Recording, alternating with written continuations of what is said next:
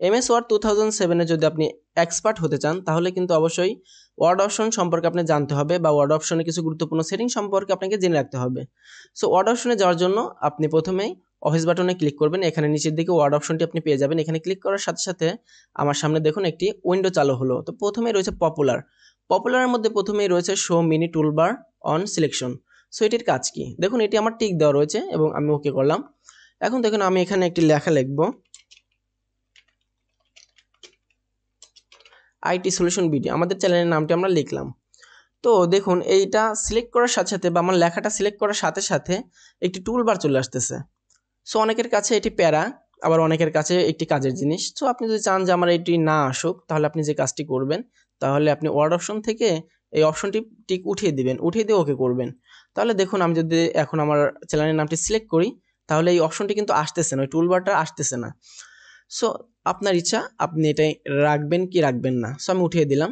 পরবর্তীতে রয়েছে enable live preview. So এটার কাজ কি? এটা আমার টিক দেওয়া রয়েছে। এখন যদি আমি ওকে করি তাহলে দেখবেন যে আমার এই লেখাটা, আমাদের চ্যানেলের যে নামটা, এটা আমি সিলেক্ট করার পর আমার যে ফন্ট রয়েছে এই ফন্ট সাইজে যদি আমি আমার মাউসের কার্সারটি নিয়ে যাই তাহলে দেখুন এটা প্রিভিউ হবে, লাইভ প্রিভিউ হবে, যে আমি কোন ফন্টটা দিলে আমার লেখাটা কত বড় হবে সেটা কিন্তু প্রিভিউ হচ্ছে। সো এখান থেকে আমি যদি আমার যে ওয়ার্ড অপশন থেকে যদি আমি ইনেবল লাইভ প্রিভিউ এটি উঠিয়ে দেই এবং ওকে করি, তাহলে আমি যখন আমার চ্যানেলের নামটি রয়েছে এটি সিলেক্ট করা অবস্থায় আমার যে ফন্ট সাইজে যাব, আমার মাউসের কার্সারটি ফন্ট সাইজের উপর নিলে এটি কিন্তু লাইভ প্রিভিউ হবে না, ছোট বড় হবে না, আমার দেখাবে না যে আমি কোন সাইজটা দিলে আমার লেখাটা কত বড় হবে। সো অবশ্যই আপনি তাহলে কি করবেন, ওয়ার্ড অপশন থেকে এই ইনেবল লাইভ প্রিভিউ এটি টিক দিয়ে রাখবেন। পরবর্তী যেটি রয়েছে সেটি হচ্ছে কালার সিন বা কালার সিম। সো কালার সিমের কাজ কি? এখানে ব্লু দেওয়া রয়েছে। সো আমাদের আরও দুইটি কালার রয়েছে, সিলভার এবং ব্ল্যাক। সো আমি এখন সিলভার দিচ্ছি। সিলভার দিয়ে যদি আমি ওকে করি তাহলে দেখুন আমাদের যে MS ওয়ার্ড 2007 রয়েছে এটার থিমটা পরিবর্তন হয়ে গেল, এটা সিলভার কালারের হয়ে গেল। এর পরবর্তী আরেকটা অপশন রয়েছে, দেখুন সিলভার থেকে আমরা এখানে ব্ল্যাক রয়েছে, আমরা যদি ব্ল্যাক দিই, ব্ল্যাক দিয়ে ওকে করি তাহলে আমাদের যে মাইক্রোসফট ওয়ার্ডটি রয়েছে সেটি কিন্তু থিমটা ব্ল্যাক হয়ে গেল। তো আপনার ইচ্ছা আপনি কোনটা রাখবেন, আপনি যে কোনোটা রাখতে পারেন। এখানে আমরা ব্লু সবসময় ব্যবহার করি, যে কোনো আমি ব্লু রাখলাম, ওকে দিলাম। দেখুন আমাদের থিমটা কিন্তু ব্লু হয়ে গেল। পরবর্তীতে অপশনটি রয়েছে স্ক্রিন টিপস স্টাইল। সো এটির কাজ হচ্ছে, দেখুন এখানে আমার প্রথমটি দেওয়া আছে show future description in screen tips. So এটি দেওয়া থাকলে যখন আমি ওকে করব তখন আমি আমার যে টুলগুলো রয়েছে এই টুলের উপর মাউসের কার্সারটি নিয়ে গেলেই ডিসক্রিপশন দেখাবে যে এই টুলের কাজ কি, এই টুল দিয়ে আমরা কি কি কাজ করতে পারি সেটা কিন্তু দেখাবে। দেখুন আমি যে টুলের উপরেই আমার মাউসের কার্সারটা নিয়ে যাচ্ছি ঠিক আমার ডিসক্রিপশন দেখিয়ে দিচ্ছে যে আমার এই টুলটা কি কি কাজ করে। সো পরবর্তীতে আরেকটি অপশন রয়েছে যেমন do not show future description in screen tips. এটি যদি আমরা দিই তাহলে কি হয় আমরা দেখি। সো এখন যদি আমরা টুলের উপর আমার মাউসের কাছেটি নিয়ে যাই তাহলে কিন্তু শুধুমাত্র শর্টকাট কি দেখাচ্ছে, আমাদের এই টুলের শর্টকাট কি এবং নাম সেটা কিন্তু দেখাচ্ছে, বাট ডিসক্রিপশনটা দেখাচ্ছে না। দেখুন ডিসক্রিপশনটা দেখাচ্ছে না। এখন আমাদের যে পরবর্তী অপশনটা রয়েছে সেটা হচ্ছে do not show screen tips. এটা যদি আমরা দেই এবং ওকে করি তাহলে যখন আমার মাউসের কার্সারটি এর উপর নেব বা টুলের উপর নেব তখন কিন্তু কিছুই দেখাবে না।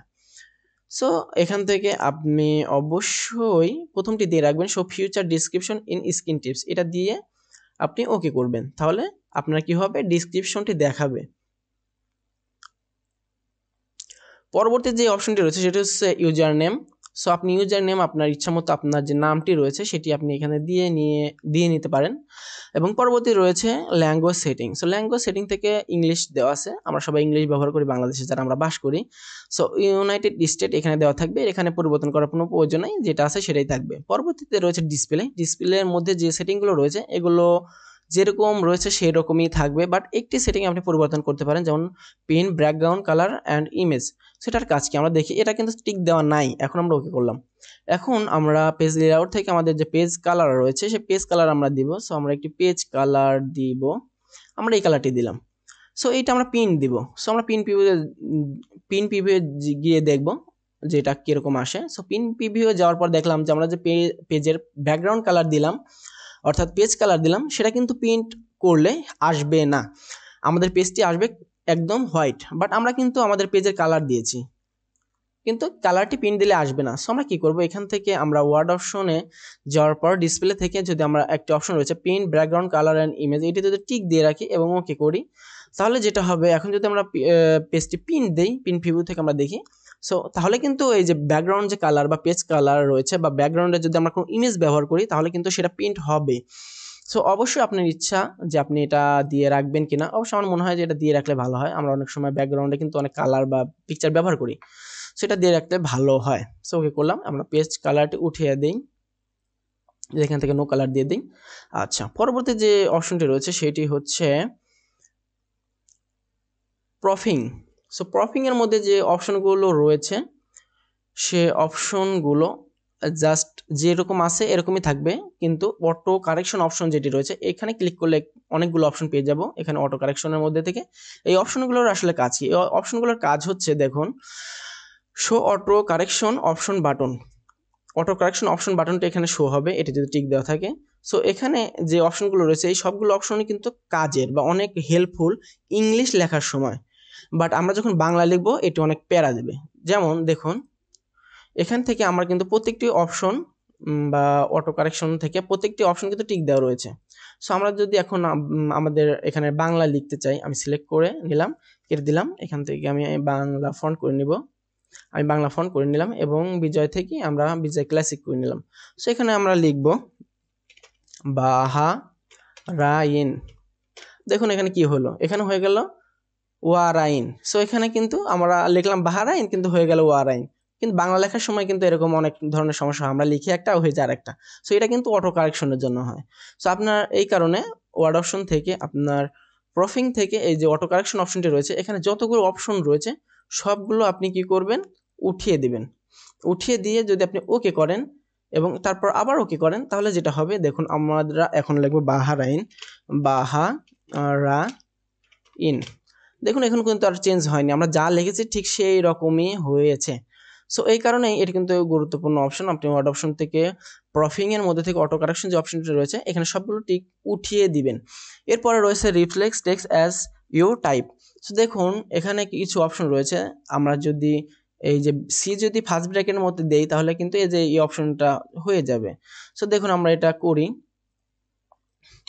আমরা লিখি ফার্স্ট ব্র্যাকেট আমরা ফার্স্টে দিব, সি দিব, সরি আমার ফন্টটি চেঞ্জ করতে হবে। যেমন আমরা এখান থেকে টাইম নিউ রোমান দিলাম এবং এখান থেকে ইংলিশ করে দিলাম। সো এখন যদি আমরা লিখি সি এবং আবার ফার্স্ট ব্র্যাকেট আমরা দিই তাহলে কিন্তু দেখুন এখানে কিন্তু চেঞ্জ হয়ে গেল, এখান থেকে আমাদের এটা চেঞ্জ হয়ে গেছে, এই কারণে হয়তো হতে পারে। আমরা ফার্স্ট ব্র্যাকেট দিলাম, সি দিলাম, আবার সেকেন্ড ব্র্যাকেট দিলাম। এখন দেখুন আমাদেরকে যে সি উপর দিয়ে একটি গোল চিহ্ন আসলো, সো এটার নাম আমার মনে নাই। সো এটা কিন্তু হয়ে গেল। আবার আমরা দেখি, আমরা যদি এখানে ফার্স্ট ব্র্যাকেটের মধ্যে ই দিই আবার ফার্স্ট ব্র্যাকেট দিই তাহলে কিন্তু এই যে একটি চিহ্ন চলে আসলো।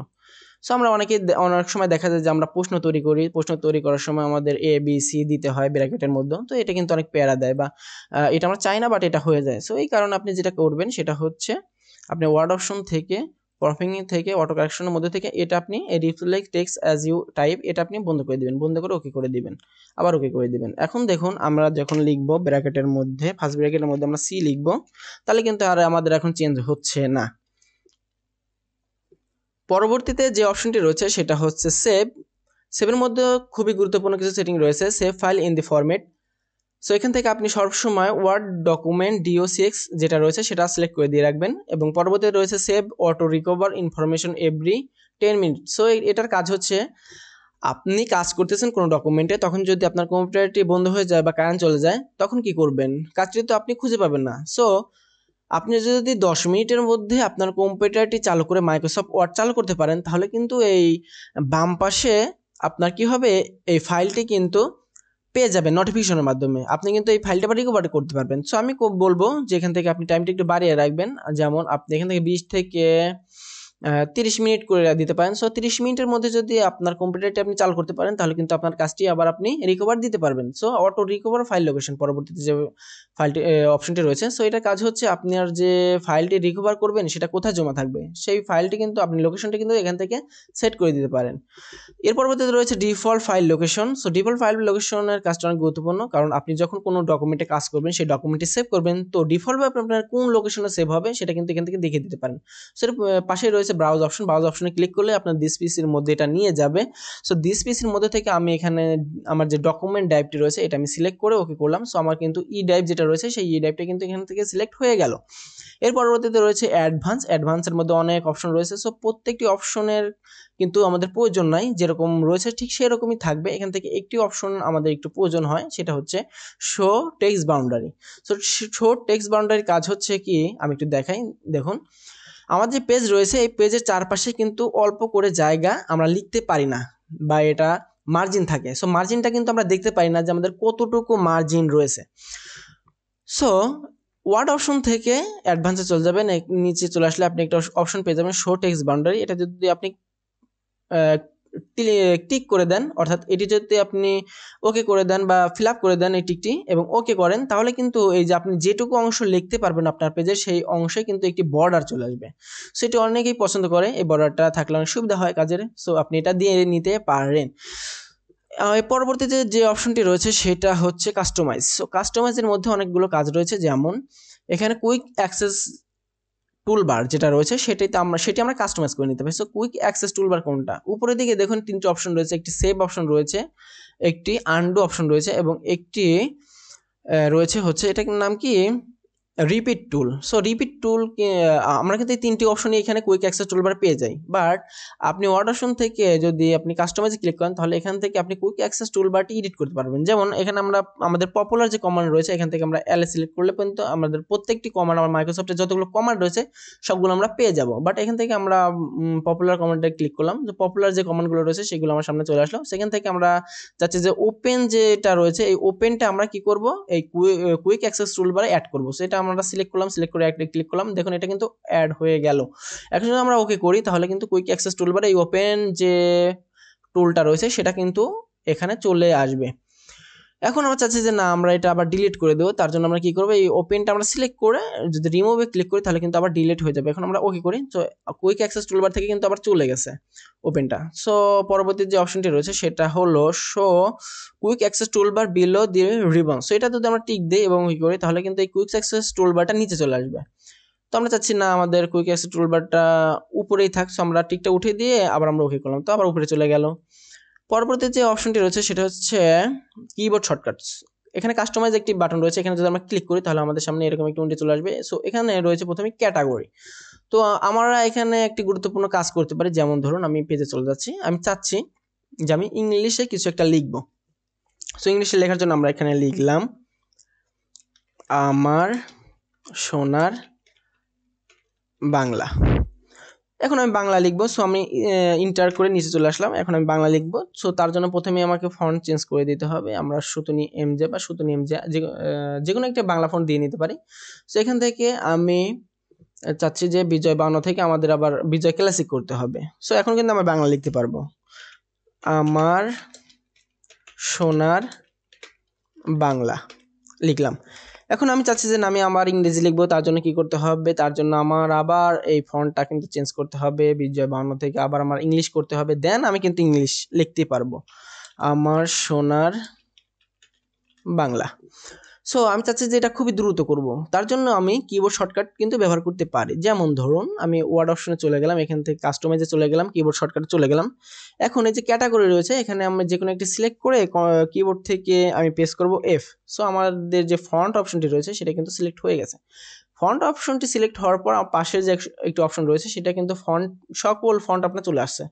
সো এখান থেকে যে কোনো একটি সিলেক্ট করে আপনি যদি কিবোর্ডের এস প্রেস করেন তাহলে কিন্তু এস দিয়ে যতগুলো ফন্ট রয়েছে সবগুলো আপনার সামনে চলে আসবে। সো এখান থেকে আপনি সুতনি এমজে খুঁজে বের করবেন। সো আমার মনে হয় সুতনি এমজে পেয়ে গেছে, যে সুতনি এমজে এটা সিলেক্ট করা অবস্থায় নিচে আরেকটি ঘর রয়েছে সেটা হচ্ছে press new shortcut key. So আপনি কি শর্টকাট কি দিবেন, এখান থেকে কন্ট্রোল যদি আমি ডি দিই তাহলে কিন্তু কন্ট্রোল ডি চলে আসবে। সো আমি কেটে দিচ্ছি, আমি চাচ্ছি যে না আমি হচ্ছে F2 যে বাটনটি রয়েছে সেই বাটনটি আমি শর্টকাট করব। সো F2 বাটনটি দিয়ে আমি যদি অ্যাসাইনে ক্লিক করি তাহলে কিন্তু এই শর্টকাট কি এখানে অ্যাসাইন F2 তে চলে আসলো। সো আমি এখান থেকে ক্লোজ করে দিলাম এবং ওকে করে দিলাম। সো আমি চাচ্ছি আমি বাংলা লিখবো, এখন আমি ইন্টার দিয়ে নিচে চলে আসলাম, এখন আমি বাংলা লিখবো। সো এখানে আমার ফন্ট রয়েছে টাইম নিউ রোমান। আমি যদি কিবোর্ড থেকে জাস্ট F2 বাটনটি প্রেস করি তাহলে কিন্তু আমার শুধু নেম দিয়ে চলে আসছে। সো এখান থেকে বিজয় বাংলা থেকে আমি বিজয় ক্লাসিক করে নিলাম, এখন আমি বাংলা লিখতে পারবো, আমার সোনার বাংলা। সো আমি চাচ্ছি এখন আবার ইংলিশ লিখতে। সো আমার কিন্তু এখান থেকে আবার ফন্ট চেঞ্জ করতে হবে, কিন্তু আমাকে না, আমি কিবোর্ড দিয়ে কিন্তু এই কাজটা করতে পারি। সো ওয়ার্ড অপশন থেকে কাস্টমাইজে চলে গেলাম। এখান থেকে কাস্টমাইজে চলে যাওয়ার পরে এই ক্যাটাগরি থেকে যে কোনো একটা সিলেক্ট করে আমি কিন্তু আবার এই যে ধরুন এখান থেকে বিজয় ক্লাসিক থেকে ইংলিশ করে নিলাম। তারপর আমি এখান থেকে একটি সিলেক্ট করে F8 প্রেস করলাম। সো এখান থেকে ফন্ট আবার সিলেক্ট করলাম। এখান থেকে ফন্ট থেকে আমি যদি যে কোনো একটা সিলেক্ট করে টিতে প্রেস করি, তাহলে টি দিয়ে যতগুলো ফন্ট আছে সবগুলো চলে আসবে আমার সামনে। তো এখান থেকে টাইম নিউ রোমান খুঁজে বের করে এটা সিলেক্ট করবো। এটা সিলেক্ট করে প্রেস নিউ শর্টকাট কি, এখানে আমি ধরুন F3 দিয়ে দিলাম। সো F3 দিয়ে দেওয়ার পর অ্যাসাইনে ক্লিক করার পর কিন্তু এটা কারেন্ট কি F3 চলে আসলো। সো এখানে এটা আমি ক্লোজ করে যদি ওকে করি, তাহলে কি হবে, এখন আমি জাস্ট দেখুন আমার ফন্টটি কিন্তু সুতো নিয়ম যাচ্ছে। জাস্ট আমি F3 তে প্রেস করার সাথে সাথে কিন্তু টাইম নিউ রোমান হয়ে গেল। এখন এখান থেকে আমি ইংলিশ রয়েছে বিজয় 52 থেকে বিজয় 52 ইংলিশ করার পর আমি কিন্তু ইংলিশ লিখতে পারবো। আমার সোনার বাংলা, আমি ইন্টার দিলাম। এখন আমি চাচ্ছি বাংলা লিখতে। সো বাংলা লেখার জন্য আমার এখান থেকে ফন্ট চেঞ্জ করার কোনো দরকার নেই। আমি জাস্ট F2 তে প্রেস করব, আমার কিন্তু ফন্ট চেঞ্জ হয়ে যাবে। এখানে আমি বিজয় 52 থেকে বিজয় ক্লাসিক করে কিন্তু আমি বাংলা লিখতে পারবো।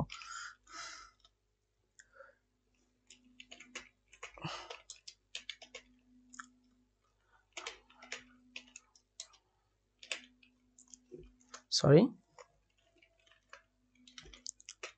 মানে চারপাশে এত তার যে কিবোর্ডে দেখা যাচ্ছে না। এখন আমি চাচ্ছি ইংলিশ লিখবো। সো F3 প্রেস করবো, এখান থেকে বিজয় থেকে ইংলিশ করে নেবো। এখন আমি ইংলিশ লিখতে পারবো। ঠিক আছে, এখন চাচ্ছি আমি বাংলা লিখতে। সো F2 প্রেস করবো এবং এখান থেকে বিজয় ক্লাসিক করে নেবো। এখন আমি বাংলা লিখতে পারবো।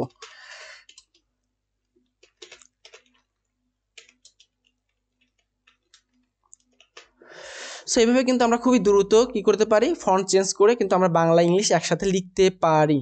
সো আমরা দেখি পরবর্তীতে কি অপশন রয়েছে। পরবর্তীতে যে অপশনটি রয়েছে সেটা হচ্ছে অ্যাড ইনস। সো এখান থেকে আমরা অনেক টেমপ্লেট বা স্মার্ট ট্যাগগুলো অ্যাড করতে পারি, কিন্তু আমাদের এগুলো প্রয়োজন হয় না, কারণ আমাদের যে টেমপ্লেটগুলো প্রয়োজন সেটা মাইক্রোসফট কিন্তু আমাদের অলরেডি দিয়ে দিয়েছে। MS ওয়ার্ড 2007 এর যে কোর্সটি আমরা শুরু করেছিলাম তার আজকে শেষ পর্ব।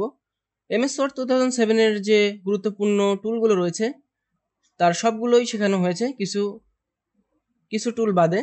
তো আমাদের কোর্সটি থেকে যদি আপনারা কিছু শিখতে পারেন তাহলে অবশ্যই আমাদের চ্যানেলটি সাবস্ক্রাইব করে আমাদের সাথে থাকবেন। পরবর্তীতে আমরা MS ওয়ার্ড 2007 এর বা MS ওয়ার্ডের বিভিন্ন প্রজেক্ট নিয়ে কাজ করব, তখন বিভিন্ন ভিডিও আমরা আপলোড করব। সেই ভিডিওগুলো দেখে আপনারা প্র্যাকটিস করতে পারেন। তো অবশ্যই আমাদের সাথে থাকবেন, আমাদের চ্যানেলের সাথে থাকবেন। এই বলে আমরা আমাদের কোর্সটি শেষ করছি।